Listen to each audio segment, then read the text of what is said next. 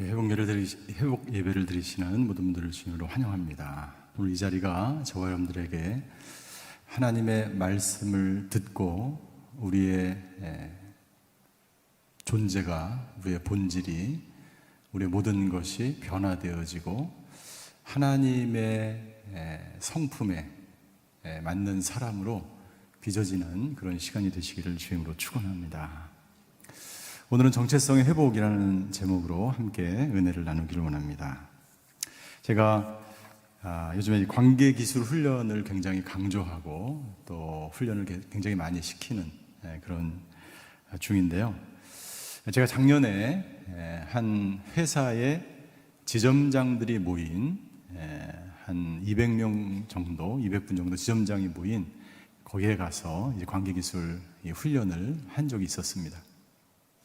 거기서 이 훈련을 쭉 가리키면서 그 중에 이제 서로의 눈을 마주보고 이렇게 서로 인정과 칭찬을 하라는 시간을 드렸어요. 한 5분을 그렇게 드리는데 갑자기 이 지점장은 아마 이제 이 전국에 그 물건을 파는 그 지점들의 책임을 맡고 있는 사람이죠. 그런데 두 분이 저기서, 여자분 두 분이서 서로 인정과 칭찬을 막 하는데 서로 마주보면서 막 눈물을 흘리는 거예요. 그래서 제가 두 분에게 그렇게 물어봤어요. 아니, 이렇게 눈물을 이렇게 많이 흘리시냐 이렇게 질문했더니 이분들이 이런 얘기를 하는 거예요. 첫 번째, 그 두 분이 이렇게 눈물을 흘린 이유가 있는데, 한 번도 나를 이렇게 사랑스러운 눈으로 봐준 사람이 없다는, 그렇게 오랫동안.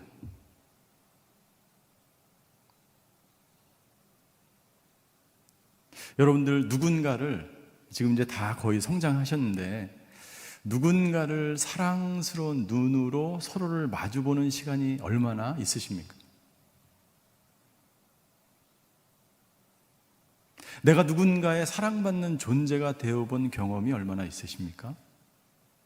또는 내가 누군가를 사랑스러운 눈으로, 내가 지금 너와 함께하는 것이 기쁘다라고 하는 그 마음으로 누군가를 이렇게 바라본 적이 있으십니까?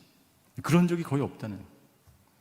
두 번째, 왜 눈물을 흘렸냐면, 한 번도 이렇게 내가 이 물건을 팔면서 또 지점장을 하면서 이 지점에 얼마나 많은 수익을 내야 되는지, 얼마나 많은 돈을 내야 되는지, 그런 거에 온통 모든 사람들이, 주변에 있는 사람들이 관심을 갖고 있는데 한 번도 거기에 대해서 인정과 칭찬을 제대로 받은 적이 없다는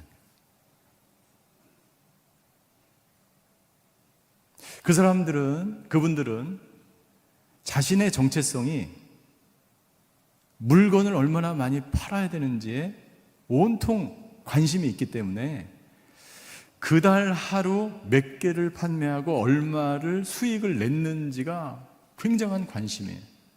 본부로부터 지점이니까.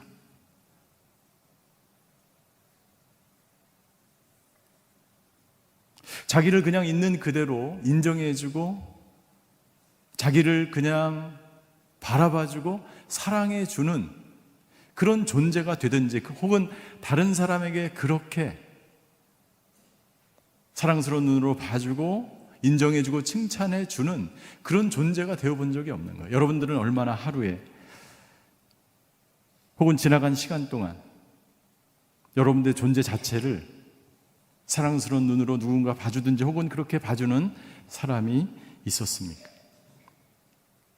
이 사람들은 오랫동안 그 지점장을 하면서 자신의 정체성, 자신의 존재가 물건을 파는 사람, 지점의 대표, 물론 그것 중요하죠. 그러나 그것보다 더 중요한 것은 그 사람의 본질 자체가 누구냐고 하는 거예요. 당신은 누구냐고 하는 것입니다. 그냥 물건을 파는 사람이냐? 물건을 파는 그 지점의 대표가 당신의 정체성인가? 그렇지 않은 거죠. 이 정체성이라고 하는 단어는 어떤 의미가 있냐면, 이 정체성의 그 사전적 의미는 뭐냐면 존재의 본질을 규명하는 성질이라고 되어 있어요. 다시 말씀드리면 내가 누구인지를 내가 스스로 아느냐 말이죠.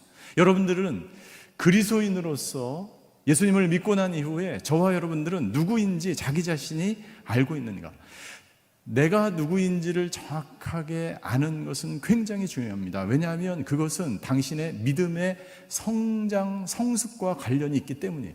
만약 내가 누구인지 모른다면, 정체성이 분명하지 못한다면 내가 왜 살아야 되는지, 어디로 가야 되는지, 무엇을 해야 되는지, 지금 내가 어떤 방향으로 나아가야 되는지를 알 수가 없기 때문이죠.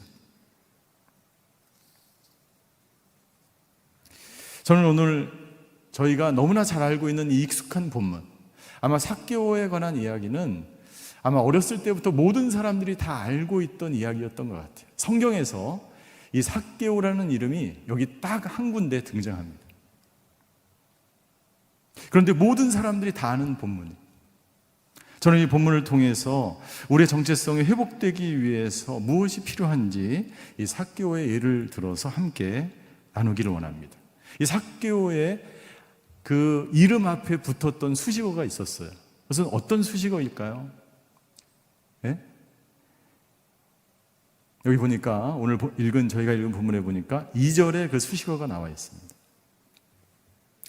2절 제가 읽겠습니다. 여리고에는 삭개오라는 사람이 있었습니다. 그는 세리장이고 부자였습니다. 그의 앞에 붙어 있었던 그 수식어가 있는데 그것은 뭐냐면 세리장 삭개오,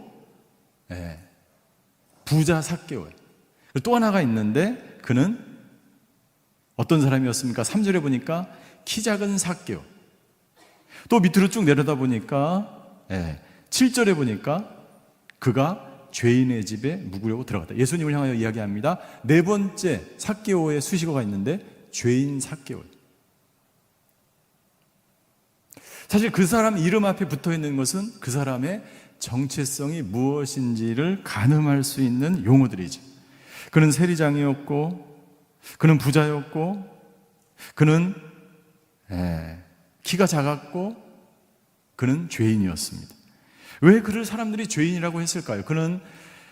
그의 직업 자체가 뭐냐면은 백성들로부터 세금을 거두어서 로마 정부에, 다른 나라 민족의 정부에 바치는 일을 했던 거예요. 그러니까는 백성들의 그 세금을 걷어들이면서 착취를 하고, 요즘 말로 하면 부정부패를 일삼으면서 돈을 걷어서 자기도 부자가 됐고, 그리고 다른 로마 이 관리에게 그 돈을 바치는 거죠.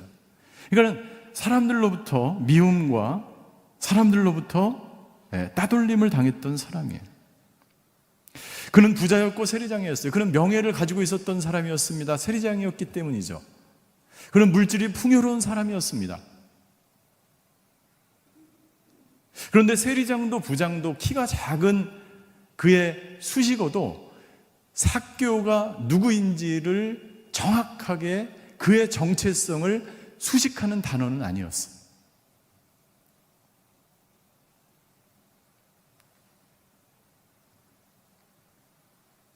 삭개오는 죄인 취급을 받으면서 동족의 미움을 받으면서 세금을 착취하면서 부자가 됐고 부유해졌어요. 이름을 날렸습니다. 그런데 그의 마음은 점점 공허합니다. 여러분들, 자신이 누구인지를 모르는 사람, 자신의 정체성이 분명히 확인되지 않은 사람은요, 날마다 방황하고 공허하고 허무한 인생을 살아갑니다. 왜냐하면 그 안에 비전이 없고, 그 안에 방향이 없고, 목적이 없고, 가장 큰 것은 그 안에 어떤 일을 해도 기쁨이 없기 때문이에요.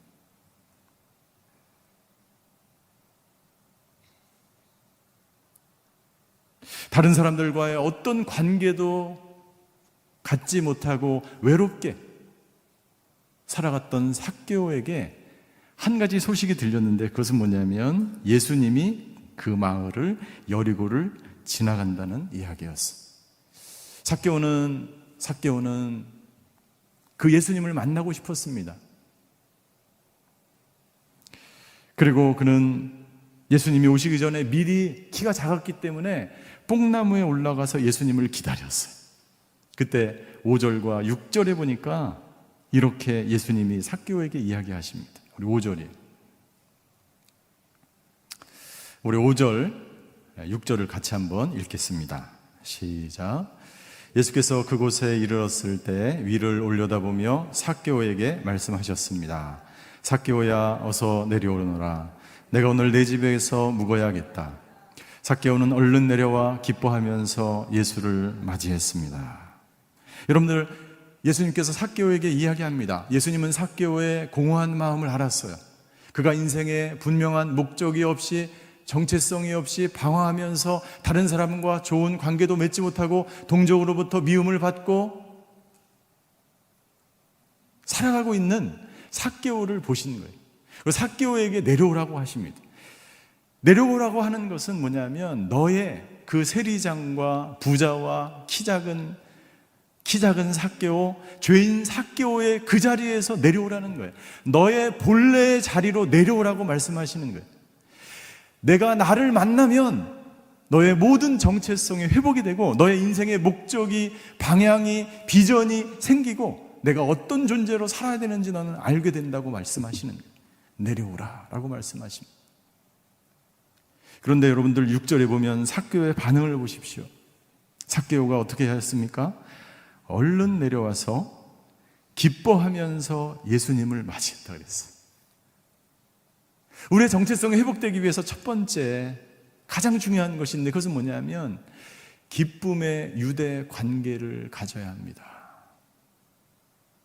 예수님과 기쁨의 유대 관계를 가질 때 비로소 우리는 자기 정체성을 발견할 수 있어요. 내가 누구인지를 확인할 수 있어요. 예수님을 만난 사람만이, 진리 대신 생명 대신 그 예수님을 내가 만났을 때 내 인생의 목적과 방향이 정해지는 거예요.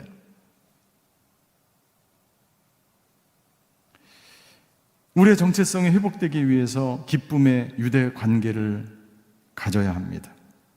여러분들, 삭개오는 외로운 사람이었어요. 아무도 삭개오와 만나려고 하지 않았습니다. 아무도 삭개오하고는 유대 관계를 맺으려고 하지 않았어요. 아무도 삭개오에게 먼저 말을 건네지 않았어요. 말을 건네는 사람이 있다면 세금에 관한 문제였어요. 돈에 관한 이야기였어요. 자신의 목적과 자신의 이익을 위해서만 삭개오를 만났습니다. 어느 누구도 진정 삭개오와 자신의 마음을 터놓고 이야기할 수 있는 사람이 아무도 없었다는 것이죠.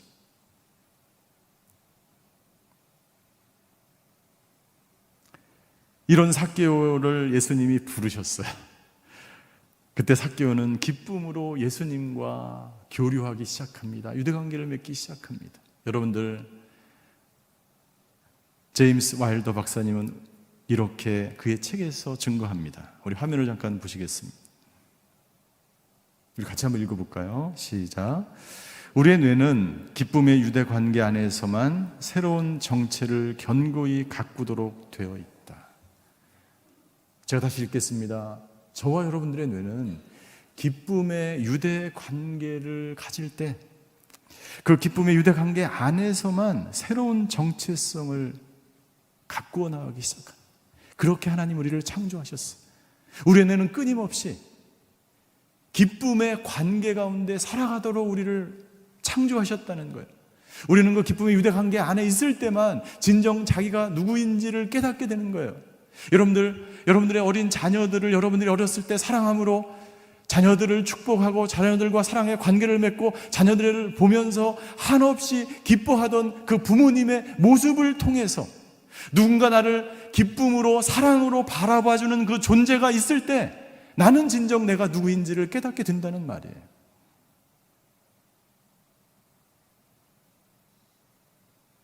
만약 반대로 내가 어렸을 때부터 누군가 나에게 기쁨으로 나를 바라봐주는 사람이 없이 내가 성장했다면, 어머니로부터 어렸을 때 학대를 받거나 상처를 받거나 어머님과의 불안정한 애착 관계 가운데 성장했다면, 그때부터 이미 나는 누구인지 모른 채 예수님을 만나기 전까지 그렇게 살아갈 수밖에 없는 존재가 되는 것이죠. 삭개오는 예수님이 그 제안을 듣자마자, 예수님의 초청, 그 이야기를 듣자마자 기쁨으로 내려와서 예수님과 음식을 나누며 교제하기 시작하는 것이죠. 예수님에게 생명의 그 말씀을 듣는 것이죠. 여러분들 왜 기쁨의 관계가 그 사람의 정체성을 만들어주는 것일까요? 여러분들, 우리가 누군가 예수님처럼 생명이 충만하고 기쁨이 충만하고 은혜가 충만한 그 존재와 교류하기 시작할 때 그 사람 안에 있는 생명과 그 사람 안에 있는 그 영적인 능력과 그 사람 안에 있는 기쁨과 샬롬이 나에게 들어오기 시작하는 거예요. 그 안정감 속에서 나는 나의 정체성을 확인하기 시작하는 거예요. 두 번째, 하나님의 은혜를 경험할 때 내가 누구인지를 깨닫게 됩니다. 여러분들, 삭개오는 이제까지 어떻게 살았습니까? 계산대로 살아간 사람이에요. 세금을 걷어야만 자기의 존재 가치를 증명할 수 있는 사람이에요. 그런 세상적으로 너무나 열심히 살아간 사람이죠. 한 번도 은혜가 무엇인지를 경험해 보지 못한 사람이에요. 당신이 세금을 이만큼 내면 나는 너를 용서해 줄 수 있어라고 이야기하는 거예요. 로마 정부에 이만큼의 세금을 바쳐야만 그의 자리가 보장됐던 사람이에요. 한 번도 은혜가 무엇인지를 은혜를 경험할 수 없었던 사람이죠. 그런데 삭개오는 은혜를 경험합니다. 삭개오는 전혀 예상하지 못했어요. 예수님이 자기를 부르시고 자기 집에 오셔서 식사를 하시고 함께 교제하기 원하는 것, 엄청난 은혜죠. 사람은 은혜를 경험할 때 비로소 내가 누구인지를 깨닫게 되는 거예요. 지금까지 삭개오는 두려움의 관계 가운데 있었습니다. 자신을 죄인 취급하는 사람들이 두려웠어요. 아무도 자신의 외로움을 이해하지 못하는 것이 두려웠고, 다른 사람과 교제하는 것이 두려웠고, 로마의 하수인으로 살아가는 것이 두려웠고, 돈을 벌어서 세리장으로 살아가는 것이 두려웠어요. 왜냐하면 그것이 그 사람의 존재의 목적이 아니기 때문인 것이죠. 그런데 이제 삭개오는 예수님과 사랑의 유대관계에 들어가게 되었습니다. 예수님은 자신을 죄인 취급하지 않으셨어요. 예수님은 자신에게 사랑을 베풀어 주셨어요. 삭개오가 어떤 일을 잘했거나 잘하지 못했거나에 따라서 예수님이 삭개오를 사랑하고 삭개오의 집에 들어가겠다고 하시는 것이 아니라, 삭개오가 한 것은 아무것도 없는데 예수님은 삭개오의 마음 가운데 그의 집에 들어가시겠다고 말씀하시는 것이죠. 여러분들, 두려움의 유대관계는요, 생명을 점점 사라지게 기쁨을 사라지게 만들어요. 평안을 사라지게 만들어요. 만약 당신이 누군가, 여러분들 직장에서 혹은 가정에서 누군가 여러분들의 기쁨을 사라지게 하는 사람이 있다면, 그것은 당신이 그 사람과 두려움의 유대관계 속에서 살아가는 것입니다. 만약 당신이 누군가 두려움의 유대관계 속에서 생활하고 있고 관계를 맺고 있고 그 사람과 매일 눈을 마주봐야 한다면, 여러분들은 점점 힘을 잃어버릴 거예요. 생명을 잃어버릴 거예요. 기쁨이 사라질 거예요. 그러나 내가 누군가 나를 사랑해주고 내가 보는 것만으로도 기쁨이 생기고 누군가 나를 사랑스러운 눈으로 날마다 봐주는 사람이 있다면, 그 사람은 날마다 생명력 있는 삶을 살아가게 될 거예요. 그 사람의 기쁨에 증폭될 거예요. 그 사람은 날마다 감사하면서 하루에 눈을 뜰 수 있게 될 것입니다. 나는 저와 여러분들의 진정한 정체성을 발견하기 위해서 기쁨의 유대관계 가운데 살아가시게 되길 주님의 이름으로 축원합니다. 그래서 예수님은 요한복음 15장 11절과 12절에 이렇게 말씀하시는, 같이 한번 읽겠습니다. 시작. 내가 이것들을 너희에게 말한 것은 내 기쁨이 너희 안에 있어 너희 기쁨이 충만하게 하려는 것이다. 12절. 내 계명은 이것이다. 내가 너희를 사랑한 것과 같이 너희도 사랑하라. 예수님은 우리에게 말씀하십니다. 11절을 다시 한번 보세요. 내가 이것을 너희에게 이름은 내 기쁨이 너희 안에 있어 너희 기쁨이 충만하게 하는 것이라. 우리의 존재는요, 기쁨이 충만한 상태로 살아가게 하기 위해서 하나님이 이 땅 가운데 보내셨어요. 예수님은 그렇게 말씀하시는 거예요. 너희가 기쁨이 충만하길 원한다. 그리고 나서 12절에 이렇게 말씀하십니다. 내가 너희를 사랑한 것과 같이 너희도 사랑하라. 여러분들, 기쁨이 충만한 상태에서 비로소 내가 다른 사람을 사랑할 수 있어요. 다른 사람을 포용할 수 있어요. 다른 사람을 받아들일 수 있어요. 여러분들, 삭개오가 기쁨으로 얼른 내려왔기 때문에 일어난 변화가 있죠. 엄청난 변화가 있죠. 내 안에 먼저 기쁨의 존재가 되었을 때, 내가 기쁨의 정체성을 누리며 살아가는 존재, 그 존재가 됐을 때 비로소 다른 사람이 보이기 시작하는, 다른 사람을 사랑할 마음이 생기기 시작하는, 마음의 여유가 생기기 시작하는 거예요. 다른 사람을 포용하기 시작하는 것입니다. 만약 내가 기쁨이 없다면 어떻게 될까요? 기쁨이 없다면 나는 더 이상 너를 보고 싶지 않아. 나에게 기쁨이 없다면 어떻게 될까요? 나는 살고 싶지 않아. 나에게 기쁨이 없다면 어떻게 될까요? 오늘 하루도 우울한 하루가 되겠구나.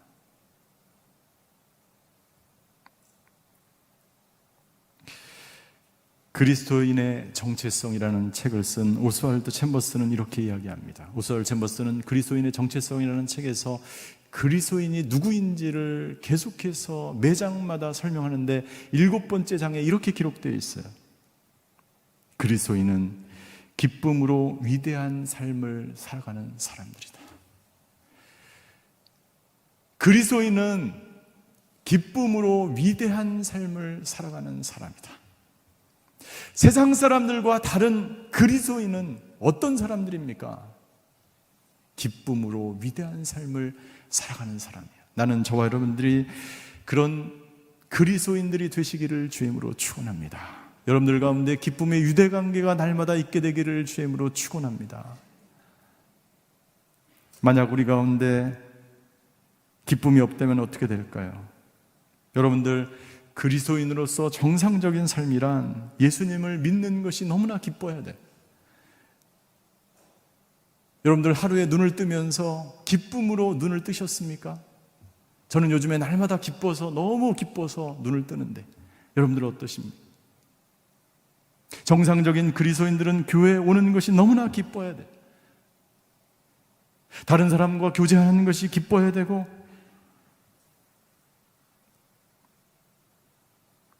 나에게 주신 그 직장이,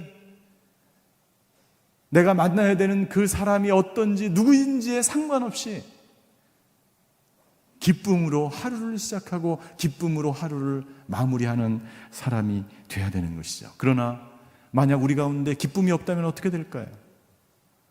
기쁨이 없다면 빕스를 추구하는 사람이 돼요. 여러분들, 이 이야기는 제가 너무나 자주 말씀을 드렸죠. 빕스. 기쁨이 빈약하면 사람들은 행위와 사건과 경험과 사람과 약물에 의지해서, 물건에 의지해서, 사물에 의지해서, 관계에 의지해서, 이벤트와 행위에 의지해서 살아가는 존재가 되는 거예요. 여러분들, 기쁨이 빈약한 사람들은 이 빕스를 추구할 때 어떻게 됩니까? 뇌에서 호르몬이 분비가 돼요. 점점 이 호르몬은 우리의 쾌락을 자극합니다. 그 쾌락은 점점 증가합니다. 더 많은 빕스를 우리는 요구하게 됩니다. 빕스를 통해서 우리는 자신이 겪는 고통과 쾌락과 감정을 점점 조절하는 사람이 되려고 합니다. 그러나 이것으로 자신의 감정을 조절할 수 없어요. 왜요? 이 빕스가 우리의 기쁨을 다 앗아갔기 때문이에요. 이 빕스가 내 안에 있는 생명을 앗아가기 때문이에요. 예수님과의 그 깊은 관계를 앗아가기 때문이에요. 여러분들, 그렇다면 우리 안에 이 빕스가 사라진 사람들의 뇌는 어떻게 생겼을까요? 아마 관계기술 훈련을 받은 사람들은 이 사진을 많이 봤을 텐데,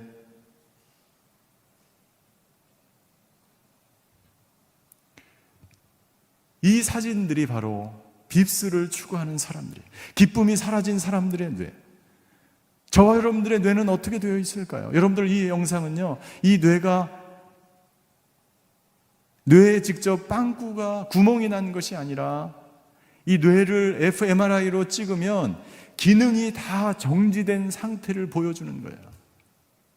무엇인가 계속해서 내가 기쁨의 유대관계를 떠나서 기쁨이 없는 삶 속에서 빕스를 추구하는 그런 인생을 살게 되면 나도 모르게 이 뇌가 점점점 기능을 상실하는 거예요. 예. 가장 무서운 것은 전두엽의 뇌가 사라지면 자신의 감정을 조절할 수 없는 거예요. 내가 왜 사는지를 모르는 거예요. 다른 사람에게 폭력을 가해도, 내가 폭력을 당해도 이것이 나쁜 일이고 좋은 일인지를 판단할 수 없는 사람이 되는 거예요. 인격 장애가 되는 것입니다. 다음 슬라이드 주세요. 알코올, 마약, 코카인, 메타베타민의 약물, 그 다음 마리화나에 중독된 사람들의 뇌. 무서운 일이지. 다음 슬라이드 주세요. 무엇이 여러분들 이 화면에 보면 점점 이 구멍난 뇌가 메꿔지는 것을 볼 수가 있어요. 메꿔지는 것을 볼 수가 있어요. 이 사진을 찍은 미국 캘리포니아에서 이 뇌 과학 연구소를 운영하는 이 에이맨이라고 하는 박사가 있어요. 이 다니엘 에이맨이라는 박사의 뇌가 젊었을 때는 이 뇌에 여러 가지 구멍이 나 있었는데 이런 훈련을 통해서 점점 자신의 뇌가 메꿔지는 것을 봅니다. 그가 60세가 되고 70세가 가까이 됐음에도 불구하고 그의 뇌는 다음 슬라이드를 보면 이런 구멍난 뇌가 정상적인 뇌로 바뀌기 시작해요. 무슨 말입니까? 정상적으로 말하고 행동하고 기능하고 이성적으로 판단하는 삶이 되기 시작했다는 거예요. 여러분들, 이런 사람들의 뇌를 가진 사람이 해야 될 것이 무엇입니까? 기쁨의 유대관계를 먼저 갖는 거예요.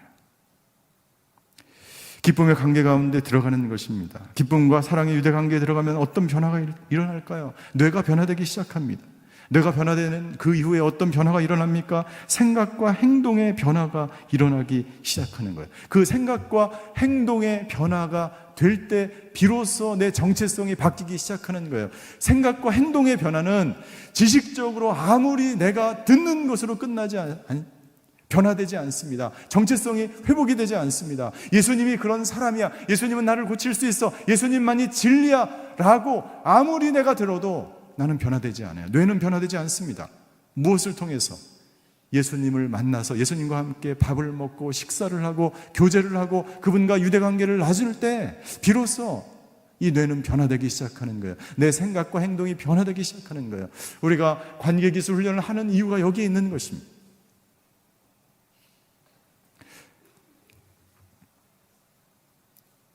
삭개오는 예수님을 만나서 기쁨의 관계를 맺습니다. 그리고 삭개오는 두 번째, 우리 8절을 한번 읽겠습니다. 엄청난 변화가 삭개오에게 일어났어요. 8절 같이 읽겠습니다. 시작. 삭개오는 서서 주께 말했습니다. 주여 보십시오. 제 소유물의 반을 떼어 가난한 사람들에게 주겠습니다. 누구를 속여 얻은 것이 있다면 4배로 갚겠습니다. 엄청난 변화죠.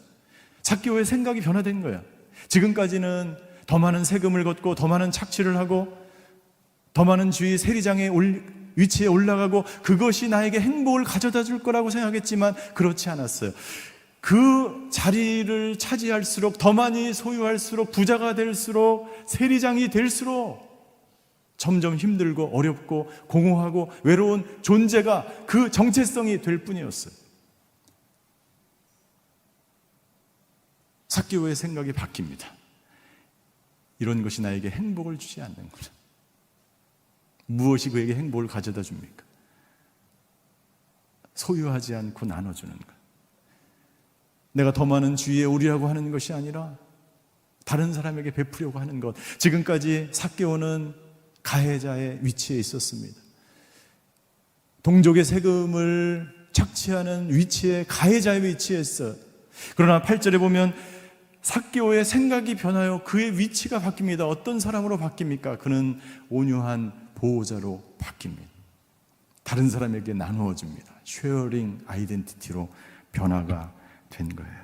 행복의 기준이 바뀝니다. 그리고 직접 그의 행동이 변화되기 시작합니다. 그는 가해자의 정체성에서 보호자의 정체성으로 바뀌기 시작합니다. 그렇다면 여러분들, 내가 지금 현재 기쁨의 관계 가운데 있지 못하고, 내가 지금 다른 사람과 사랑의 유대관계를 갖지 못하고, 내가 다른 사람과 어떤 관계도 맺지 못하는 상황 가운데 나는 계속해서 두려움 가운데 다른 사람과 관계하고 있다면, 지금 사랑의 관계를 맺기 위해서 우리가 해야 되는 것이 무엇이 있을까요? 5가지가 필요합니다. 두려움의 관계에서 사랑의 관계로 옮겨가기 위해서 이 5가지를 우리는 점검해야 돼요. 첫 번째,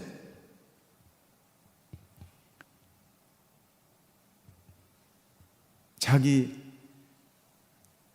자신 있게 당신 자신이 되어야 합니다. 이건 무슨 말이냐면, 여러분들 주위에 당신을 불편하게 하고 당신을 두려워하게 하고 당신을 조종하는 사람이 분명히 있을 거예요. 세상에 수많은 가해자들이 그렇게 할 거예요. 그러나 그럼에도 불구하고, 그 관계 속에 있음에도 불구하고 두려움을 느끼는 그 순간에도 여러분들 주님과 나와의 관계 속에서 당신이 누구인지를 끊임없이 생각하면서 당신 자신답게 계속해서 행동해 나가라는 것입니다. 두 번째, 당신의 책임이 무엇인지를 발견해야 합니다. 우리는 보통 어려운 사람과 있으면 다 그 사람 때문이고, 그 부모 때문이고, 그 다른 사람의 모든 책임을 돌립니다. 그러나 그 사람과 나의 책임을 구분해야 됩니다. 내가 해야 될 것이 분명히 있고, 내가 해야 되는 것이 무엇인지를 알아야 합니다. 세 번째, 나보다 더 경험이 많은 사람의 도움을 요청하십시오. 그 사람을 만나면 내가 기뻐하고, 그 사람에게 생명을 얻고, 그 사람과 관계하면 기쁨이 충만할 수 있는 그 사람과 계속 관계를 맺으며 살아가는 것입니다. 네 번째, 두려울 때 함께 있을 수 있는 사람을 만드십시오. 당신이 불안하고 두려울 때 전화할 수 있는 사람, 연락할 수 있는 사람, 나와 기쁨을 교류할 수 있는 그 사람을 당신은 만들어야 합니다.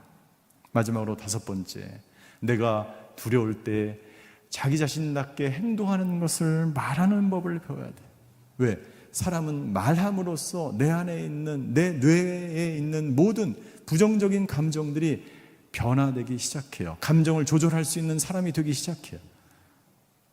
내가 두려울 때 나답게 행동할 수 있는 것을 자신 있게 말하는 법이 바로 관계 기술 훈련이에요.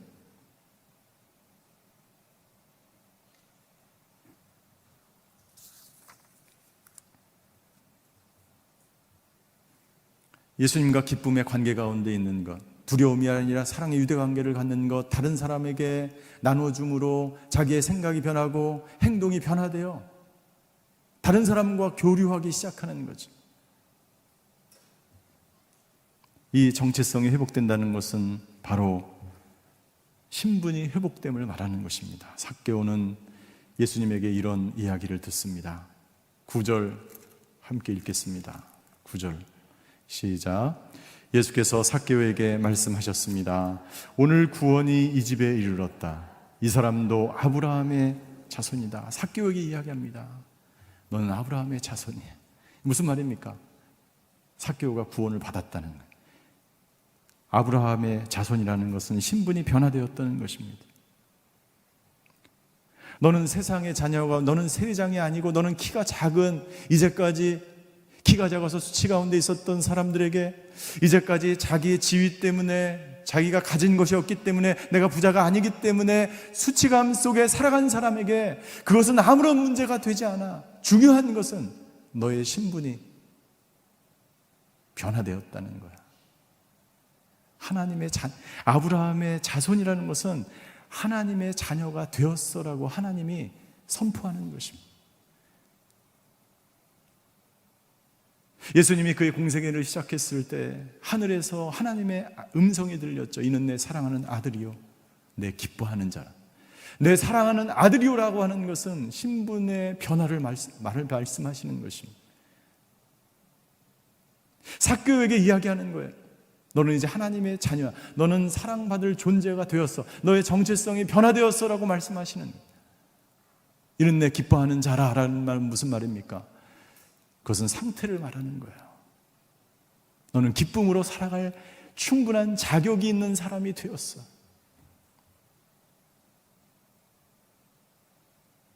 오늘 삭개오에게 주셨던 이 말씀을 하나님은 오늘 저와 여러분들에게 주시는 줄 믿습니다. 너는 아브라함의 자손이야. 너는 충분히 사랑받을 만한 존재이고 너는 기쁨을 누리면서 살아가야 하는 존재야라고 하나님이 말씀하시는 거예요.